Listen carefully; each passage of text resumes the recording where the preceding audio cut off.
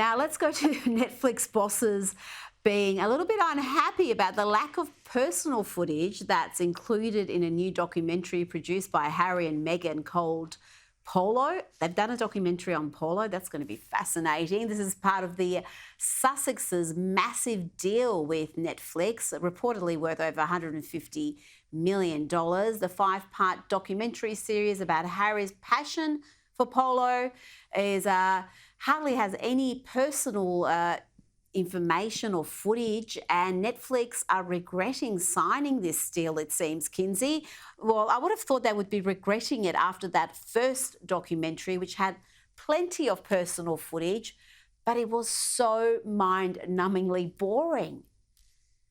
It was. And this is not their first failure when it comes to Netflix. They canceled Meghan's Pearl before it even started production. Live to Lead fell on its face.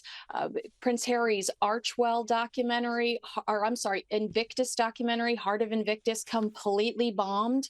And so they are worried about this because they were desperate to get something from Prince Harry. Spotify couldn't. So they gave Prince Harry his polo show, and he barely shows up in it. He barely allows them any sort of access to him. And that's what people would be tuning in for. So this is a huge loss for Netflix. I do imagine that they regret this relationship. And I imagine that they if they're putting all the eggs in the Meghan Markle cooking show basket, let's just start the prayer circle now. And poor Meghan's got more reports about her short fuse. Florist has told of the time that Meghan screamed down the phone at her for a solid 30 minutes. That's a lot of screaming, Kinsey. How many more negative Meghan stories can there be? It seems that we've got a different one every single week.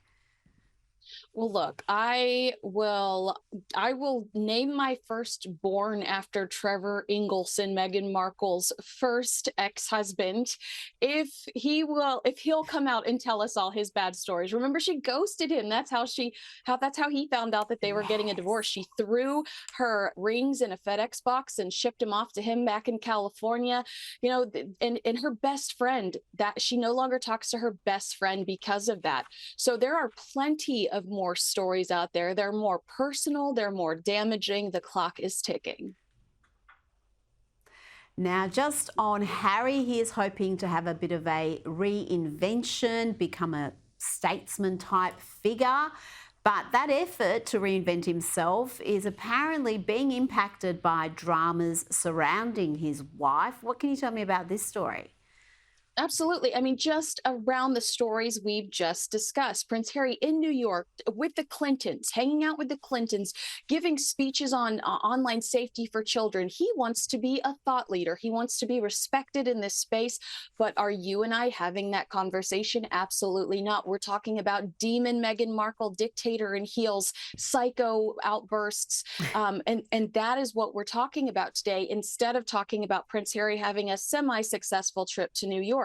So the New York Post has come out and said, we talked to people that used to work with President Obama. They saw Prince Harry in New York moving and shaking, and his trip, the success of his trip, was negatively affected by Meghan's insistence on that Us Weekly ego-driven, puff piece where everybody called her the world's greatest boss. So, I mean, it's selfish. It's horrible.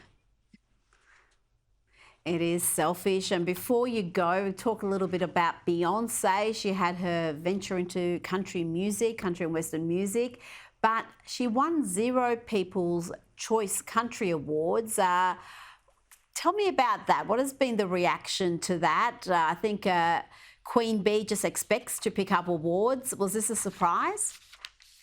I mean, she was nominated 17 times, so I think it was a surprise because you think that she would get something. She was nominated for 0 country music awards, and they were very upset about that. But my argument is, go the Post Malone route. You need to get in with Nashville. You need to respect the artists that created this genre, that that love this genre.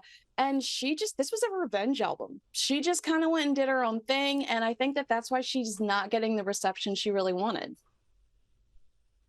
it's pretty awful. As someone who loves country music, yeah, that ain't country. And I don't mind messing with country a little bit, modernising it, if you will, but nah, not like that. Before you go, we don't have long, but just tell me, Sean Diddy Combs, we having more information come out, reports of 50 alleged victims going to a law firm, talk about some of them being minors. Are there any celebrities speaking out? Who's worried about being named and shamed in this saga? Well, what this attorney has said that's brand new is that there was one prominent figure that was there at the scene for one of the victims, one of the alleged victims, I should say. So, when is that name going to come up? I think that that's what everybody is waiting to see. And the idea that Sean's attorney is telling people he's excited to testify to defend himself, Rita, I'm telling you, that is a threat. That is not just Diddy saying, I look forward to defending myself. That is a threat to everybody that might testify or tell on him. Kinsey Schofield, thank you so much for your time this evening.